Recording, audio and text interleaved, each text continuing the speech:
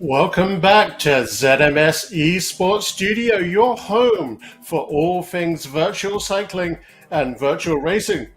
Speaking of which, it has arrived, it has descended upon us. That time of year that all cycling fans wait for, the Tour de France. And what are we doing here to celebrate at ZMS Esports Studio? Well, we're bringing you our very own, very unique racing series, Chase the Yellow. So what is Chase the Yellow? Well, it's going to be 9 stages, much like the original TDF. And we're going to begin with stage 1, Avranches to Mont Saint-Michel, and apologies if I butcher the French here. Stage 2, Château-Redon to Sisteron. Stage 3, Alpe d'Huez. Stage 4, Soustons. Stage 5, Albertville to Charleroi, I believe is how that's pronounced. Stage 6, Mont Ventoux. And then we have stage 7, Seon. Stage 8, Montvernier. And stage 9, Versailles to Paris. But who are the contenders and teams that are going to be tackling these stages? Well, here you can see a nice big list of teams. We've had a huge amount of teams sign up. And beginning with OTR punchers, we have Kevin Barkley, Tony Lake, Andy Wides, James Ogilvy, and Sean Lavelle, and Stephen Elliott. And then we have OTR Spartans, Jonathan Bird, Peter Austin, another familiar name, Gordon Jackson, Richard Wagstaff, Robin Sanderson, and Shane Blackmore. And then we have Moon Riders, Lorenzo Simons, Daniel Schosch, Francois Icard, Mike Wareham, Walter Claus, I finally learned how to pronounce that, and Joe Rowe. And then we have Denmark's ECKD with Nicky Haugard, Kurt Pedersen, Rasmus Feldvall, Kasper Hededam. And continuing with ECKD, we have Jan Hensen, Brian Christensen, Jorgen Kolvig, Kjeld Hoch, René Zachman, and Henrik Larsen. And then we have WLVR, who have partnered with Pedalers for this series, so West London Pedalers, Dave Morrison, Christophe Canton, Tobias Bjork, Felix Castro, Michael Serge, and Jürgen Janssens. Glasgow United Cycling Club, who are bringing to the fore James Melville, Alistair McAlpine, and Stevie Cooper, and Ian Hepburn. And then next up we have Race 3R with Jonathan Orr, Jan Varner, Evan Oystensen, and Sade Keradine, Anders Ostergaard, and Jeppe Sneved. And Razio Racing, who are bringing Matt Hammond, Nick Greenhall, Igor Kopse, Ingmar Van Beers, Mark Rowbottom, and Andres Krajewski. RGT Australia. Various teams including the Bike Place with Tim Rice, Dan Baxter, Michael Vriegan, Callum Henderson, Ryan Wilmot, and David Vaz. And continuing with RGT Australia, we have Skippy Anderson with Scott Francis, David Bors, Ash Yelland, David Newton, David Daly, and Mark Wadrup. We also have Cadell's Sharks with Ben Kirk, Bo Duke, Chris Morgan, Luke Webster, Noel Holder, and Tristan Dimmock.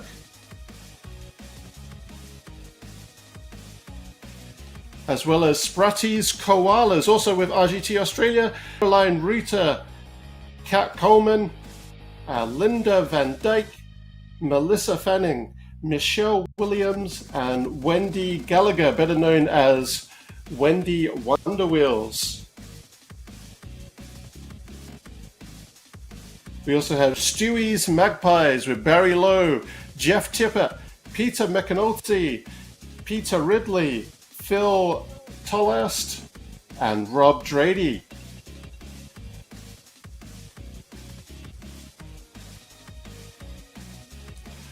And a lot of Australians this time. We also have Rocket Robbie with Cole Bell, Craig Dole, Martin Emtage, Rick Svanberg, Steve Knight, and Vincent Zhang.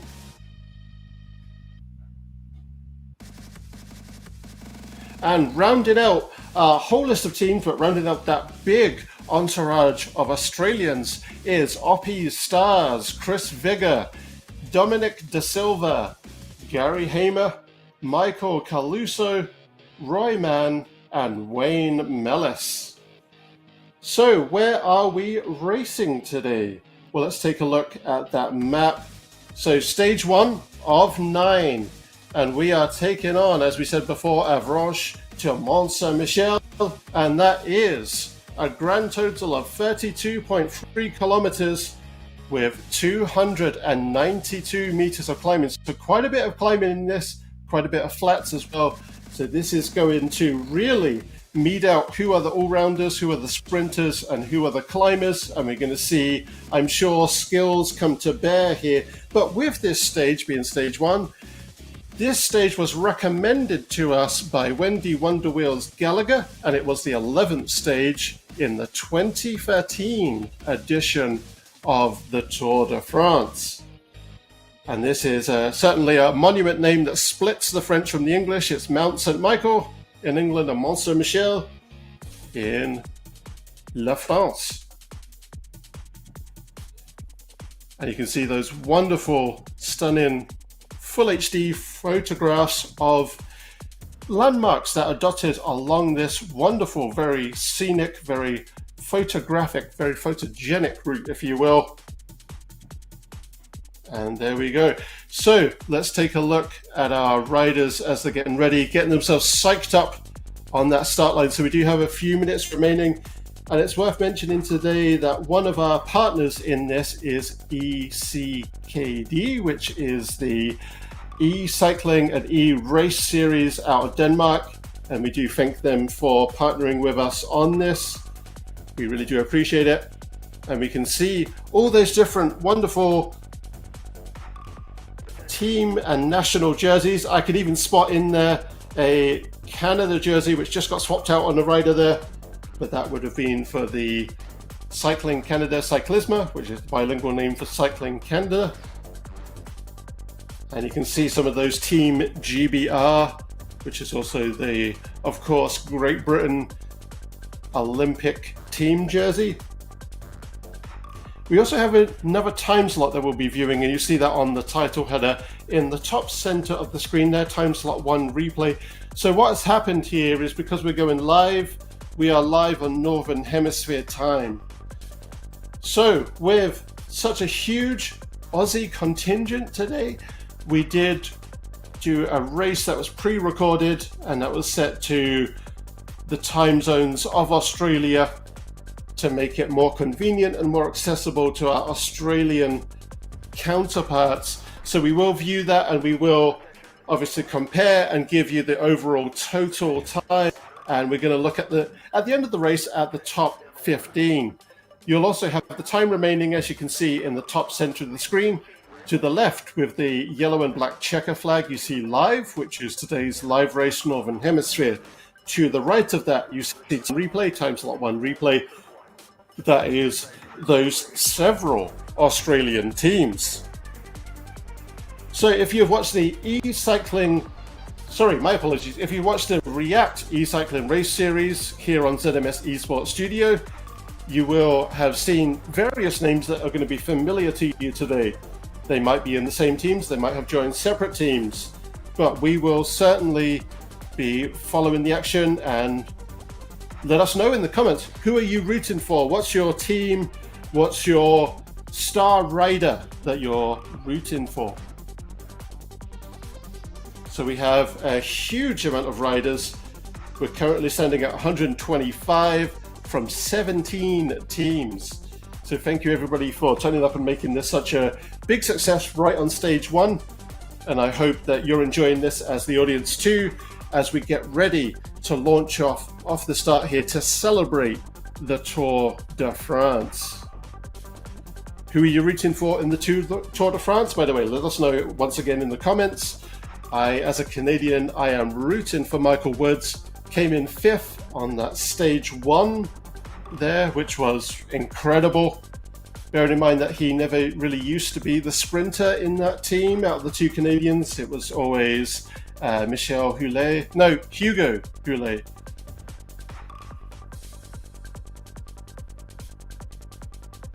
So bearing in mind that he was sprinting this time, he did an incredible job. He's a very top build cyclist for Canada. So I'm hoping that he's going to get a stage that really brings his expertise to the fore. And we can see more of that as we go. So we've got both lined up live and time slot 1. We'll cut between both as we go. And we can follow teams by jerseys, which we'll get into as the race kicks off here. It's exciting to see a Danish team join us as well with ECKD.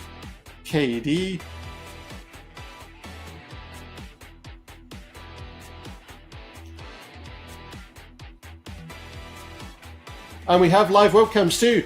We have various people there. We've got Gordon Jackson on that top right. We have Christophe Quentin, top left. We have Carl Axel Zander Persson, on the bottom left. And Wouter Claus. I'm incredibly happy with myself for having learned how to pronounce that on the bottom right.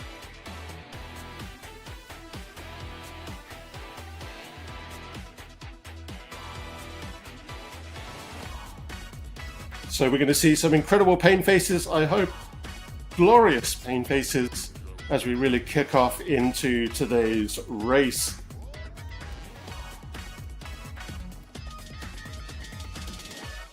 All right, and finally the time we've been waiting for.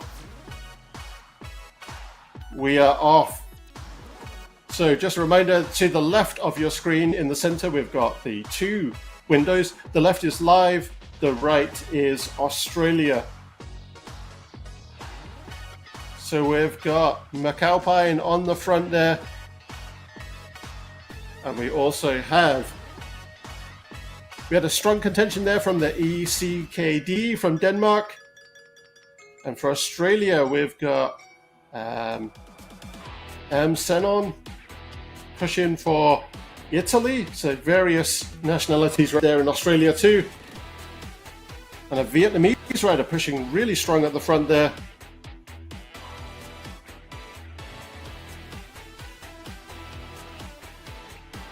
So we've got 2 team members from the same team right at the front here.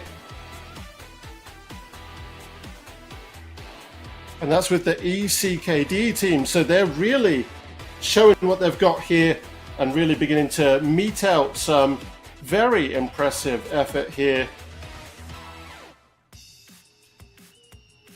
Got B Kirk and B Duke right at the front there for Australia. So we're starting to see stringing out of pelotons, turning into a lead-out group and various chase groups. So we've got Bo Duke right on the front, really pulling strong there. Mix of teams right in this lead-out group. So it's going to be interesting to follow if riders in the virtual space here, including Ben Kirk, are going to perhaps work with their teams. Have they figured out who are the climbers, who are the rollers, who are the sprinters?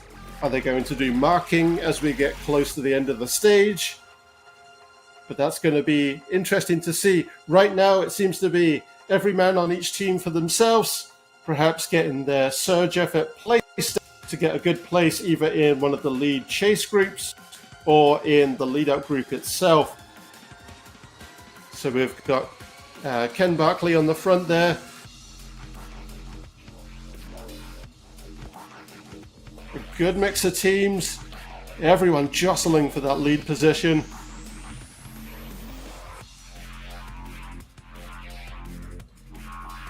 So that's really grouping up to be a lot of riders on that lead out. But what's happening live? So we've got Hederdum leading for the front for ECKD. They will be very happy to have partnered with us, I'm sure, if they can really push to get this effort. Perhaps moving aside there to rejoin his team. But certainly we're beginning to see Igor Kopse come right to the front.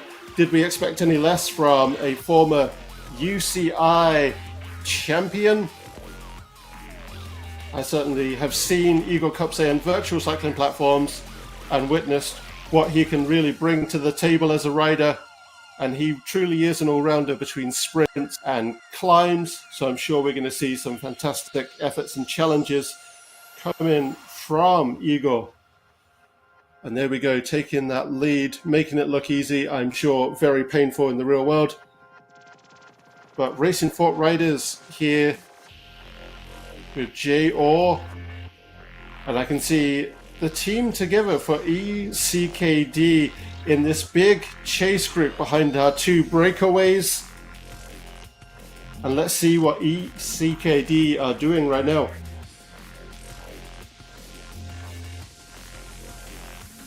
So look at that, they're managing to close that gap, getting on a good chase. And again, we're starting to see various teams mixing here, but perhaps a little bit more uniformity in teams working together right now on this live Northern Hemisphere part of the race. So just a few kilometers in.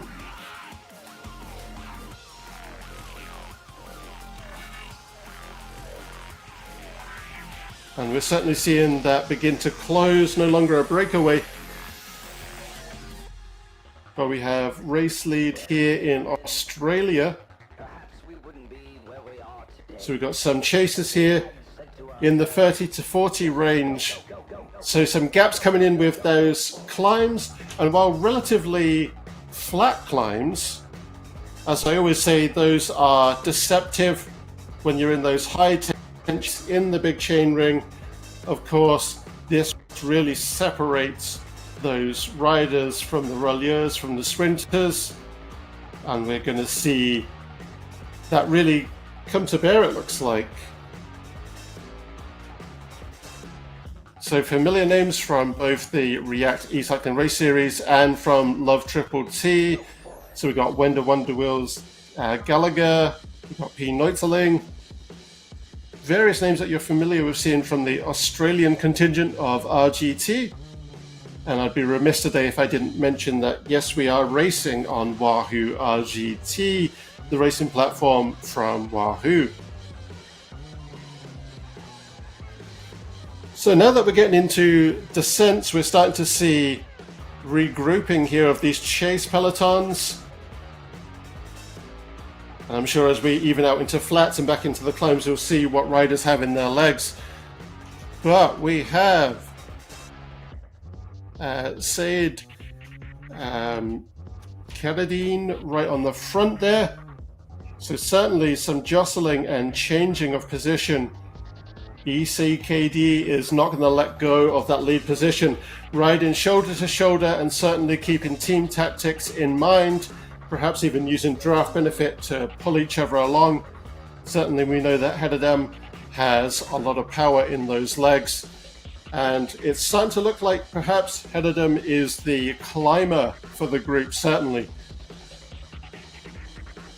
Look at that, getting some good charge in, making it look like he's battery powered going into this. So we've got Casper Hederdam there, really pushing ahead. Making a bit of a breakaway on this climb. But knowing Igor Kopse, he's holding something back just yet. And I'm sure we'll see that. He's right on Casper's tail there. But Andy McAlpine, certainly it's not a stretch of the imagination to know that a Scottish roadie, a Scottish rider is going to be powerful on climbs. And we're here with our helicopter cam. All of our vision mixing today provided by the wonderful Damon, live out of London, Damon of ZMS Esports Studio. And there we can see Damon. Look at that very impressive, almost terrifying rig. I'm sure there's a lot of controls there that make your head spin. So Casper, convenient that we have that wonderful animation of looking over his shoulder. See the shadow of the front wheel of Igor Kopse chasing and creeping up on him. But is Casper an all-rounder? Are we going to see him be able to put in some good effort on these, both on the relative downhills and the flats as they spring up upon us? Bo Duke taking the lead in Australia, but we have our wonderful live cams here. So these are Northern Hemisphere riders. So we've got Gordon Jackson, top right. We've got Carl, bottom left. We have Walter on the bottom right. And top left is Christophe Canton. So we've got a variety of nationalities there. UK, Sweden. We have Belgium. And then we also have France. So we've got Noel taking the lead. No, that's not Noel, that's Bo Duke. He's still getting a very impressive breakaway there. Certainly using downhills to his advantage and beginning to open up a sizable stretch of tarmac between him and that chase group. Chasing the chase group, we have V. Taylor here from the UK. I'm sure an Australian, but represented by the nationality of their origin country.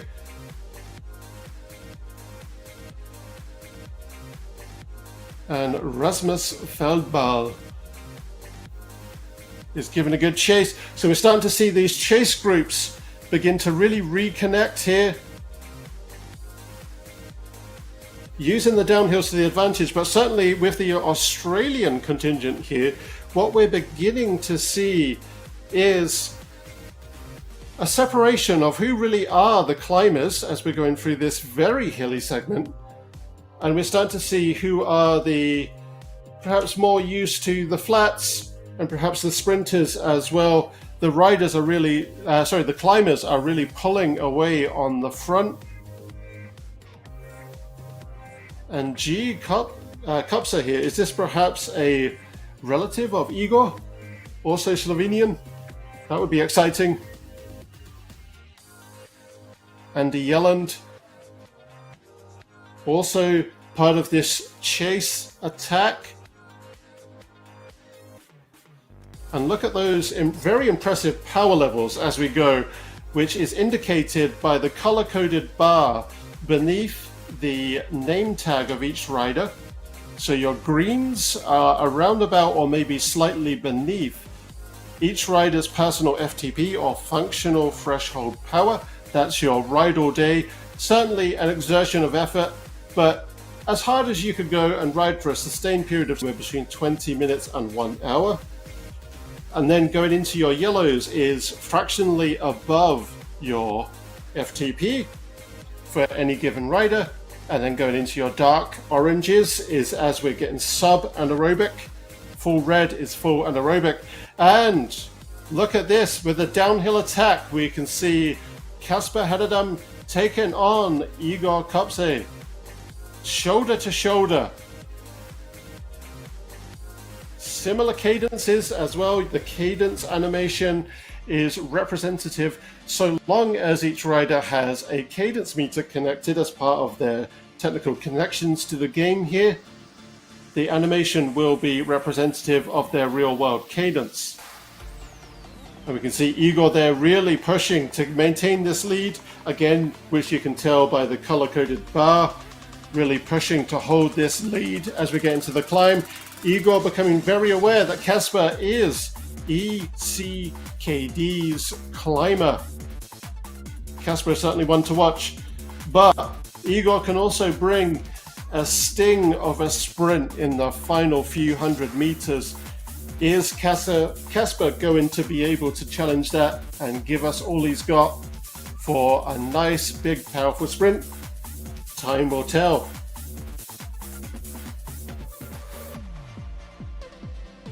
We've got Jay Orr here beginning to close that gap with our two lead contenders. So Jonathan Orr there, really closing that gap. In fact, beginning to eat some lead there.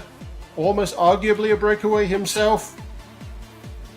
But let's see, you can see Igor there with his familiarity with real world racing beginning to mark Jonathan Orr.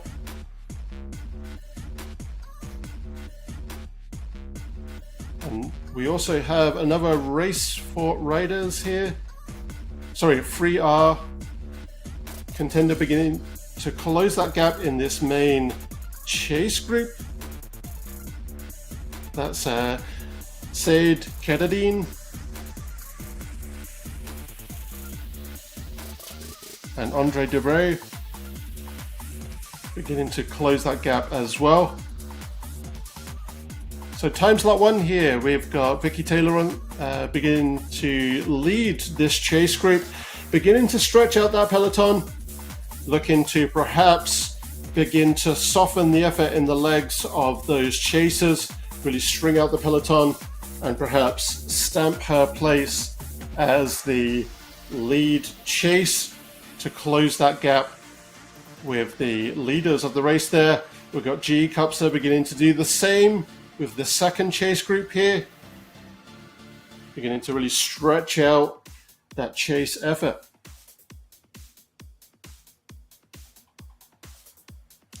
So certainly with the Australian contingent, we're starting to see groups that have been split because of the climbs. But what's going to happen on this relative flat that we find ourselves on for the next few kilometers?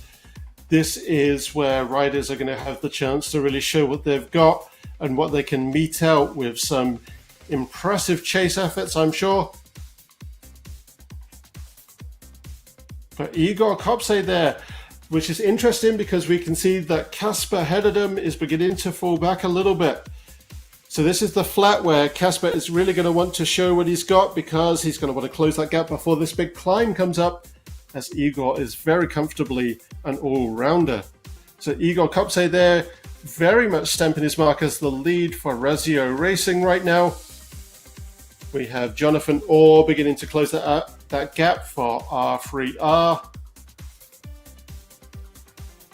And the climb here is where Casper will be hoping that he can show an impressive ability to really stamp on those crank arms, to really stand, really press into those hoods, and really just grind through that chain. It's a real nail biter watching this. It's a real jostle of that lead position. But certainly ECKD are going to be very impressed by their lead rider right now. Saad Kedadine is working to close that gap to get back with Jonathan Orr, bridge that gap with him and his teammate. So we can see a team that is together here, the Moon Riders with Walter Claus, L. Simons, Daniel Shush, sorry.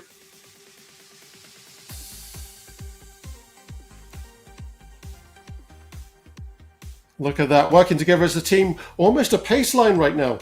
Fantastic stuff. Perhaps using some tactics they've learned from Triple T. But certainly look at that.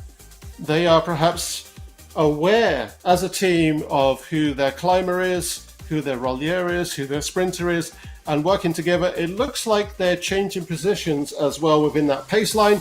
So presumably communicating with one another via one of the communication methods, such as Wahoo RGT's baked-in race radio, which you can customize to just your team, or even to global, which means everybody in race or in world, if you will. So Daniel at the moment taking the lead, giving reprieve to Walter Claus. Walter is very much a very powerful sprinter, very powerful on the flats. So Daniel must be the climber for this team. So that is wonderful to see Team Tactics come into the fore. Let's see what it does for them as they're trying to chase and to catch up with that effort there. We can see Walter both on screen, and we can see him on his webcam there, getting up into those hoods to really push through the climb. And look at that pain face. All the pain faces here are terrifically glorious. And how are Australia getting on? Well, we can see one of the chase groups here, very closely knit.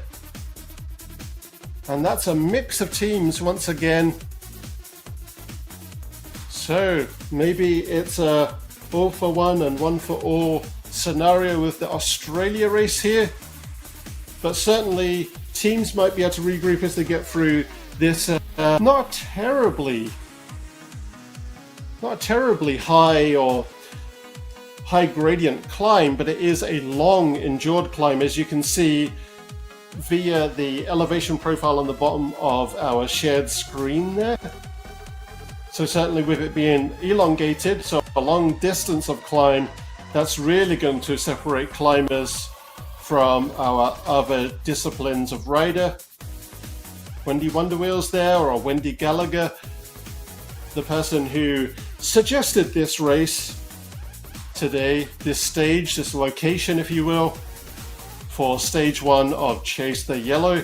Again, that was the 11th of the 2013 edition of the Tour de France. So we've got Daniel Vass here and Svanberg from RGT Australia.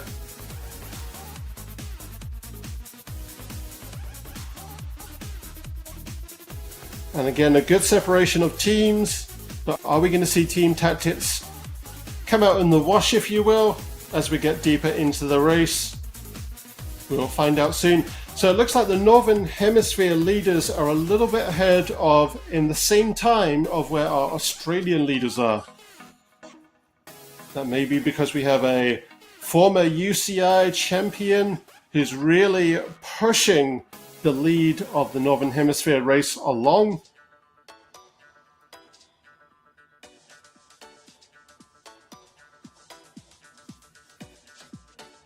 And so we can see that we've got Carl here, familiar name to you if you watch the RGT Cycling race series, pushing there for Sweden to catch up with this small chase group that's beginning to form. In fact, it looks like many riders looking to collect together here, going from the 12th position down to, I believe, 15th.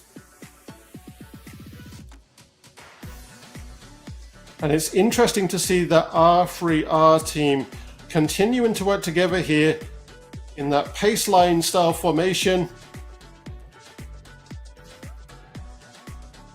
I'm keenly following that and keenly following how that will play out. They're looking to catch up with this chase group here, and look at that, using that draft benefit to their advantage. They are surging along and are going to catch with no problem. But are they going to continue to move up the chase groups here and catch up to the leads? Let's see if they do. So race 3R, Jonathan Orr, Jan Venner, Evan Oystensen, Said Carradine, Anders Ostergaard, and Jeppe Snever. And my apologies, there's a lot of European pronunciations to keep a track of here. So we can see Carl there, the soaring Swede. This chase peloton, this team that are working together quite wonderfully, very smoothly, are beginning to catch up to Carl. The shadow of their front wheels beginning to creep up behind him. Igor Kopse there on the front, still duking it out between Casper and Igor. And Jonathan Orr is not far behind. So Jonathan Orr right in that anaerobic right now, as are all three riders. But Jonathan looks to be pacing right now, looks to be holding fairly steady. I'm sure as we get deeper into the race, we'll see what he's been holding back. I don't think holding back much because we're right in the anaerobic, but maybe that little 5% or so that he can really bring as an attack. And now the downhill is where we're going to see, well, we can see Igor fly for sure, bringing a bit of a downhill attack with it being a fairly mild downhill. Not enough that we spun out for sure, but time will tell how this downhill plays as we get into that final very long relative flat stretch of the course here. So Bo Duke for the Australia contingent, the Australia race, dropping back to third, jostling up to second. But we saw Bo Duke put in some very impressive breakaways, some very impressive sprints already to establish position. Let's see what he'll do as we get deeper into the race and closer to that finish mark. We're just reaching about that halfway mark of the race here. We've got a small chase peloton here, small chase group. Each three riders representing three rival teams. So still some dissipation of teams across the course. In fact, it seems like really only race 3R is our smoothly connected team right now. Oh, look at this. Jonathan already pressing ahead on the Northern Hemisphere race. Jonathan Orr being one of the few, if only, representatives of North America in this race for the USA. And happy Independence Day to you today. We just recently had our Independence Day, our National Day here in Canada, Canada Day on July 1st. The joke there being that to Americans, today is Independence Day, to Canadians, it's Tuesday. Wouter Claus here, really pushing ahead for race 3 riders. Or race 3R, sorry. Wouter certainly very impressive on the flats, very impressive with sprints. Are we going to see him close this gap that has formed with Igor, Casper, and Jonathan? So Ken Buckley and B. Kirk here for the Australia race. We've got C. Dene on the front right now. Certainly, if you're familiar with Love Triple T, you'll be familiar with how powerful the Denes are as riders. And Carl here putting in some very impressive efforts to chase, passing the purple banner, which is our halfway demarcation. So we are now officially halfway through the course for both races. And if we focus our attention back to the top center of the screen, we can see distance remaining for both races.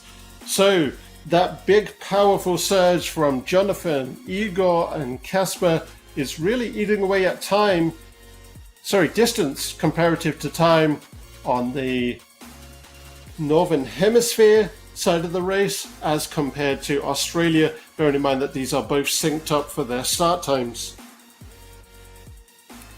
Again, just to reiterate, Northern Hemisphere is live due to the time constraints and time differences with Australia. Time slot 1, which is Australia, is recorded and synced in. So let's take a look at the lead of Northern Hemisphere. So Igor Kopse beginning to fly again, beginning to open up a gap. And there's a sizable gap beginning to form on this, again, mild downhill, which Igor can use these mild downhills where you're not spun out, where you can still get into that high tension gear and really push through the cranks, beginning to use these to his advantage to really surge ahead. Some great downhill attacks and making it look easy, hovering around that green, around FTP. But as we can see, that looming distance behind, Casper is really beginning to surge now, presumably in the real world, standing up, pressed into the hoods, really standing through those crank arms. Jonathan Orr almost keeping shoulder to shoulder with Casper. So this really is going to be a nail biter to the finish line between these three very powerful contenders. Igor very much holding his own though with that distance at the moment. So we're looking up the road, so this is still a downhill. So while it does look like we're going uphill, just a reminder that we are looking up the road on a downhill, which you'll be able to tell again by our elevation profile. Color coded once again, greens representing relative flats or mild downhills. Your yellows or your ambers through to red represents elevation gain and a decrease in elevation. A downhill is represented by your blues. So the way that they work is yellow is going to show mild climbs, reds through to your upper level gradients, your higher gradients, and downhills, the lighter the blue, the milder the downhill, the darker the blue going through to purple, the more steep that downhill is. So we've got a team working together now. My apologies, I'll need a reminder of this team as they cross the midway point. So we're in the 30s right now in terms of rider position. And we're seeing a chase group form here in the 30s as well. Beginning to cluster together, perhaps throwing aside team allegiances to focus more on gaining as a group that draft benefit to begin to chase. Wahoo RGT does support draft benefit, and it is based on the algorithm that is based on real world physics.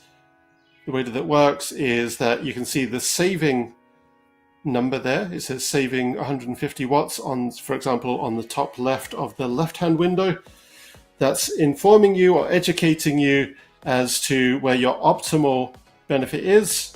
So rather than making it feel easier for you like it would in the real world by having that air resistance taken off of you, by having that rider in front of you, instead it's telling you to drop to a lower number so that by the calculation of the algorithm, you are riding at an effort that is lowered to the point of the same calculation of what that would be in the real world. Quite a mind bender, I know, but if you can stick with the description of those physics and those kind of that calculation, if you will, that probably makes a bit of sense to you. So it looks like Jonathan Orr is really surging ahead on the front there. Igor Kopse not far behind. There's maybe a meter in it, but certainly that jostling is continuing. Walter Claus still in 4th place position, leading an impressive push to chase, but it looks like there is just sub of a kilometer in it. Is Walter going to be able to put in enough to chase this? Time will tell. But look at that, shoulder to shoulder between our 3 leads in the Northern Hemisphere race. Casper here coming into this very mild climb, using this as a point to perhaps surge ahead and establish. And look at these wonderful pain faces here. Christophe Contant making this look easy. Very calm and collected on the bike. Gordon, very powerful rider, very modest too. I'm sure he'll mention in the comments how he's not a powerful rider, but we know differently, don't we, audience? And Carl here. Carl is all sweat. And I comment on this a lot, but often riding in just the bib shorts there, so either in a very hot environment, doesn't have a good fan, or is just pushing that hard that he's just too hot to wear all of the base layers, all of the jerseys, and Walter Claus making cycling look like art there.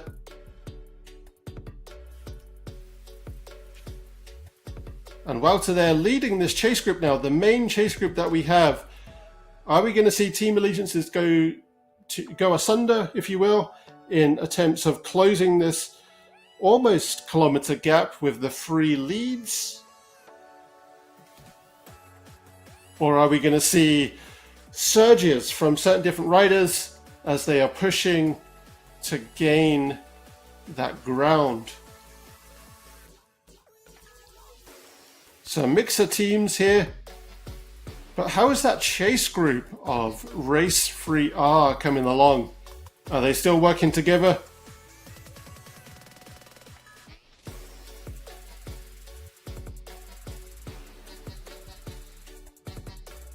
So it looks like, yeah, we've got a good pace line here, trying to close gaps with those various chase groups that now exist ahead. And ECKD, that is a lot of initials in the acronym, or with similar pronunciation. They are certainly making a very impressive mark on stage 1 with Casper. But it's great to see this team working together of all those Central European nationalities. The Belgian, the Germans, and the Danes. Cycle Club Denmark, they host fantastic races across the year. And again, thank you for joining us for this one. We appreciate the Danish contingent of Wahoo RGT having a place in Chase the Yellow as well.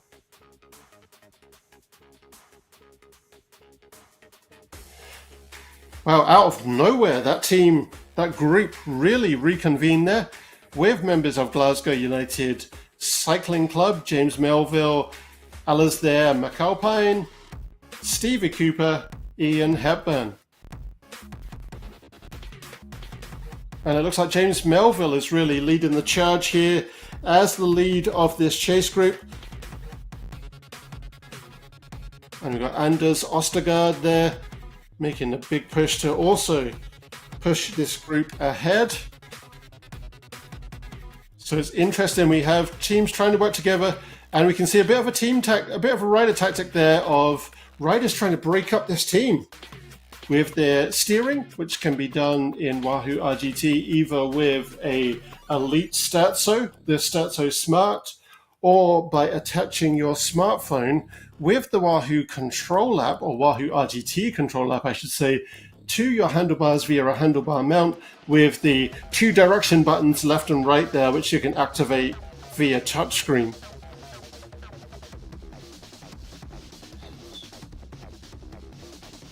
So getting down to almost a kilometer ahead for the Northern Hemisphere race against Southern Hemisphere. And we can see 2 chase groups here. Look at that, that's really front wheel to rear wheel in the Southern Hemisphere one.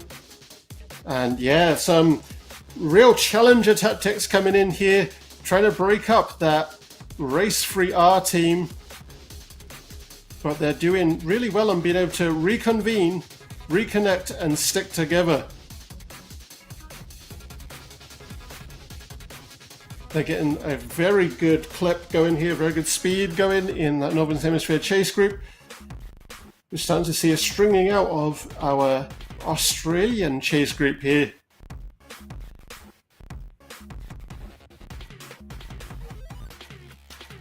Starting to perhaps come back together as we're getting into this downhill, evening out into our final flat, our final several kilometers left.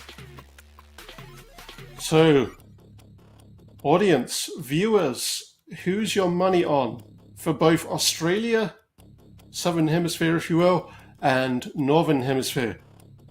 Who's going to take the charge here? So we've got Bo Duke really pushing ahead at the front here, C. Dene as well, and T. Dimmock. A bit of a lead there with Dimmock, but we are coming into the flats where Bo Duke can put down some impressive sprints. Are we going to see Bo come back from being an underdog, really surge ahead, or has Dimmock stolen the day already? Bo Duke is pacing right now. You can see that through his color-coded bar. Ken Barkley really pushing ahead, getting into sub and aerobic. So this chase group is a little bit dissipated, but we might have some contenders yet if they close and bridge that gap. But how is our lead getting on for Northern Hemisphere? Oh, wow. That is front wheel to rear wheel. They are not giving this a chance. Everyone here is pacing. They know that the sprint is coming up. They don't have the benefit of having their teams with them as markers. So this is going to be anybody's game right now. But Igor, if I were Jonathan Orr, I'd be looking over my shoulder and I would be knowing that Igor is pacing right now. But is Casper here trying to push ahead into that sub-anaerobic, perhaps trying to string out the effort of our other two contenders here to lure them into sprinting before they're early? Sprinting early before they're ready? Well, I think we're about to find out. Wowzer Claus has got that distance down to 700-ish meters.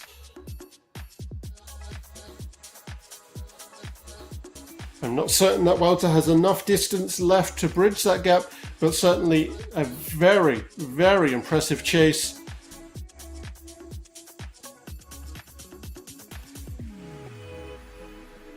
Jonathan Orr is really setting an impressive precedent here for North America as one of the few, if only, representatives of North America out on road today.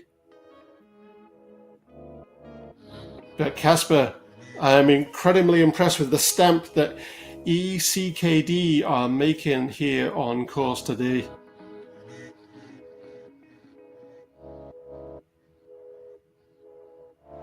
So a small little chase pack forming here. It's going to be interesting to see who's going to be fourth. A lot of jostling here between Rowbottom and Claus. And I believe the furthest ahead, or the closest to lead for Race 3R is Said Keradine.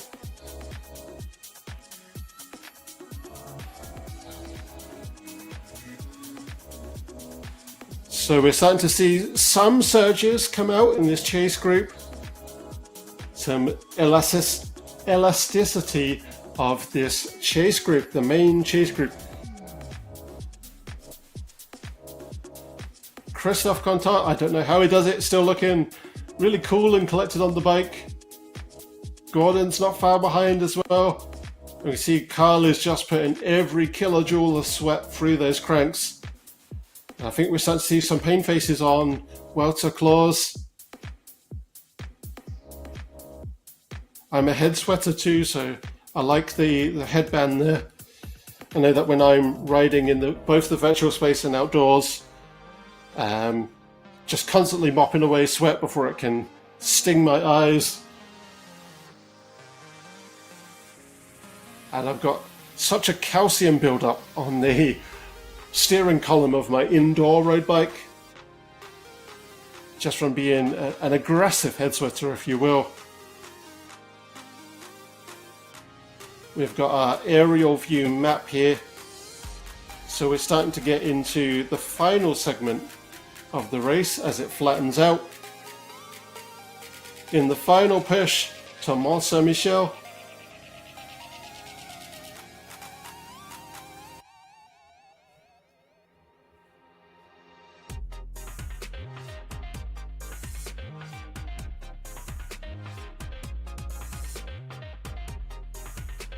So we are on the main chase group of Northern Hemisphere here. So Wowzer is still putting in an impressive effort right at the front. And so just a reminder that those webcams we see from occasion are live, because this Northern Hemisphere race is live. So you're seeing their pain faces, their effort live as they really push through those cranks, really put everything they've got into the metaphorical tarmac, as it is virtual tarmac.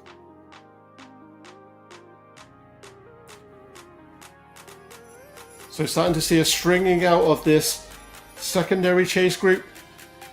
Anders Ostergaard there, looking to catch the lead of this chase group. Race 3R trying their best to still work together.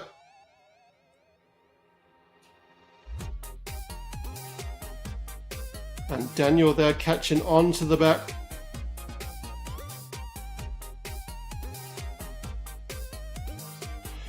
If you missed signing up as a team, because there was a rule that we needed minimum 3 members of each team, if you missed signing up for Chase the Yellow but would still like to take part, from now through to the 22nd, Challenge Road, Chase the Yellow Challenge Road is in effect.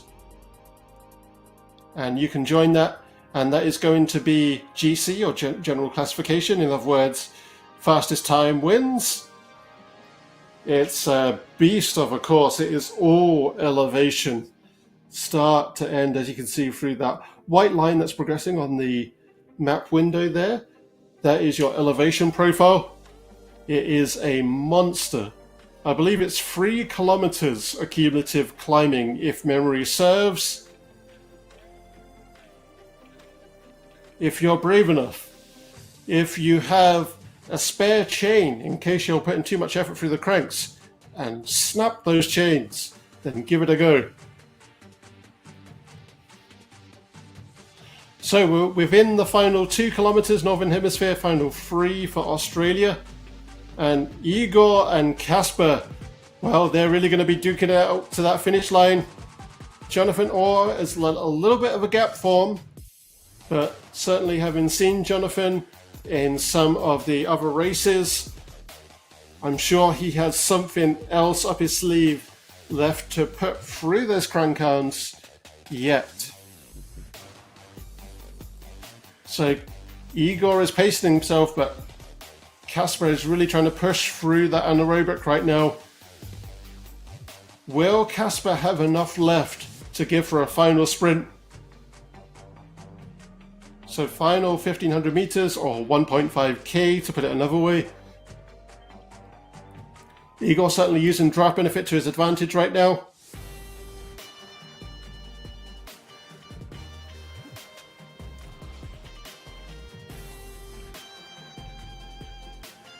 Well, this is a nail-biter on both races. So Boduk really pushing ahead in the second place position right now.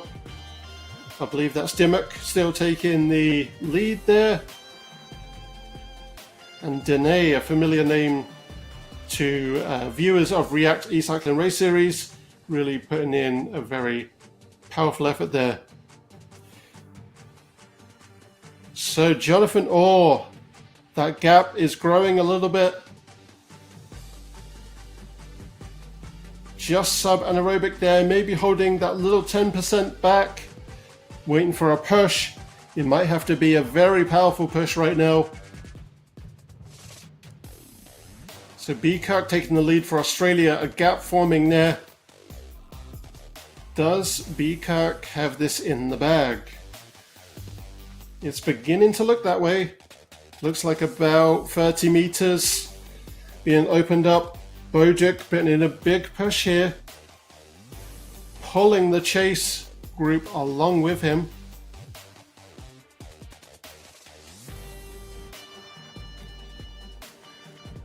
Casper taking the lead right now, but holding that anaerobic. Will he be able to do it for long enough?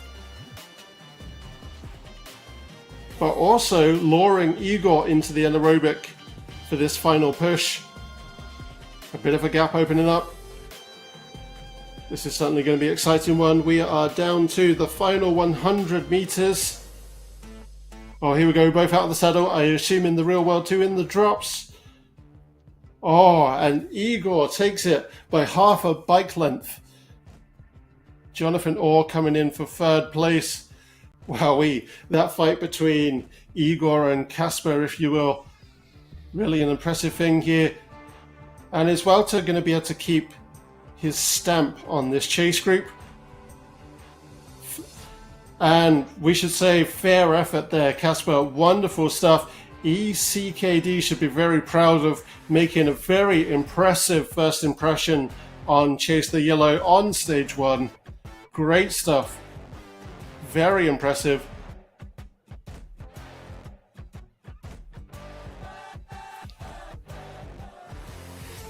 And M. Robotham here. Wouter Claw starting to lose a bit of ground.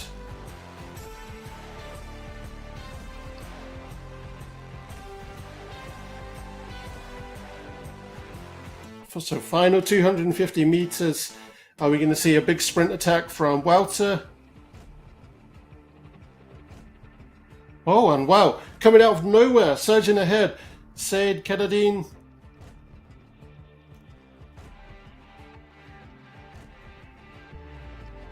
My apologies, Kedadine. And Emro, but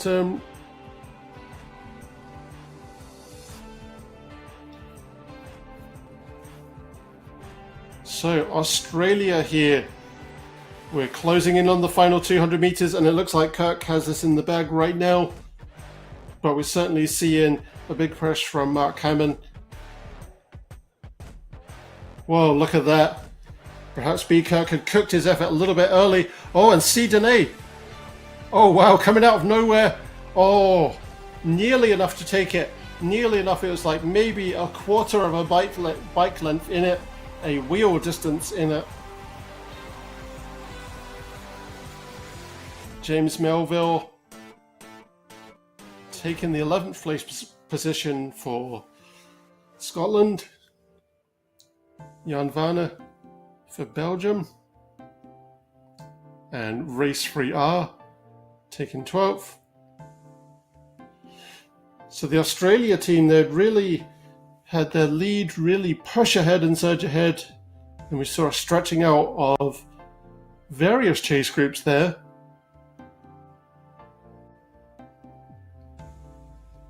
Certainly we saw wonderful team tactics from Race 3R, pointing each other and crossing the line together.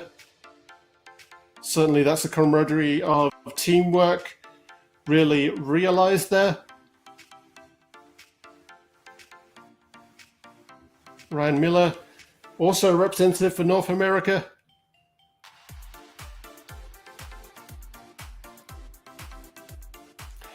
And ECKD, the rest of the team that had been riding together, had let their lead rider surge ahead, Casper.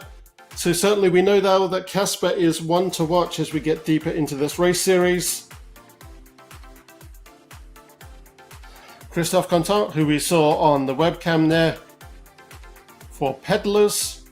So that's Pedalers with West London as well. And Wouter there, taking a much-deserved break after crossing that finish line.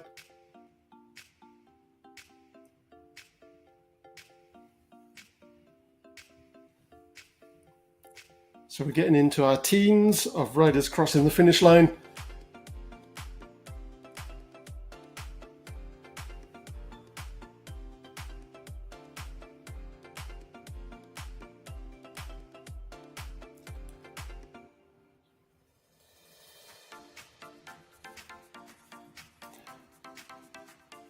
And here's that impressively grouped together chase group coming to cross that finish line, including, I believe, maybe a sibling, Kopse,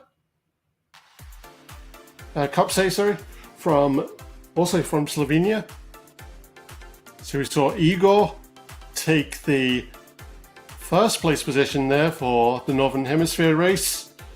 But who's going to be the overall? Because you have to bear in mind that these races are not aggregated separately, they're going to be aggregated together.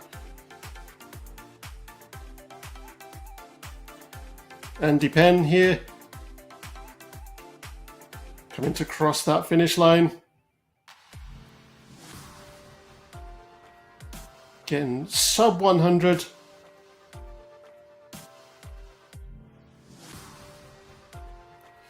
So we should have results for you soon. They are just being number crunched behind the scenes. And once they're ready, we'll have a top 15 GC or top 15 general classification. And that will be overall, male and female, overall men's, overall women's.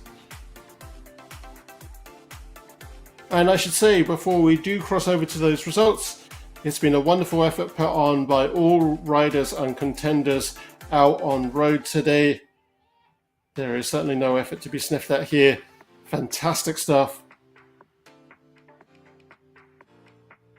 And certainly those finish line sprints got me very excited.